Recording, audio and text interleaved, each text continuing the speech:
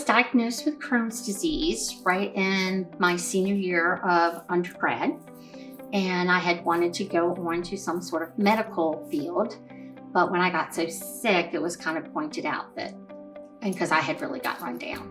And over the years, the Crohn's just continued to get worse. And unfortunately, when I first started with the diagnosis, they didn't have biologics. You got a lot of steroids and you got resections, so you got pieces cut out. My intestines ruptured, and because of the rupture and where it was, they had to remove a lot of necrotic intestine. It was just dead, non-functioning.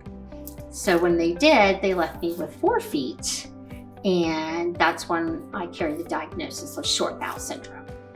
Short bowel syndrome, can be at different levels. So you're not always bound to an IV nutrition. You might just need hydration. You might just need a little extra diet control.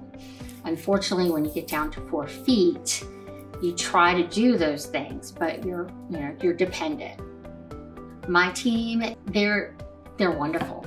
The nurses and the dietitians and the pharmacists, and everybody on my team does 120%. I know they do. I would either be in the hospital or not be here without their diligence. They are very much an extension of my family. I love them all dearly. They would do anything for me, anything, I'm sure. They all just, I got into trouble when I couldn't drive, and it all began. I was at LabCorp and got back in the car and off to sleep.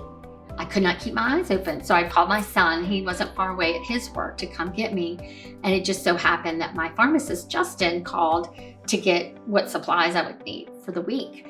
And he could tell my voice wasn't quite right. And he said, "What's wrong?" And I told him, and I said, "But my son's on the way." He said, "Doesn't matter. I'm going to stay on the phone with you until he gets there and I hear his voice." And that is not unusual for them. Regardless of small intestines, large intestines, they've given me life.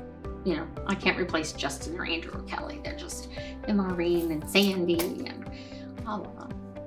My drivers, Frank, John, Dirk, Maurice, they're not just wonderful at their job, they're just wonderful people.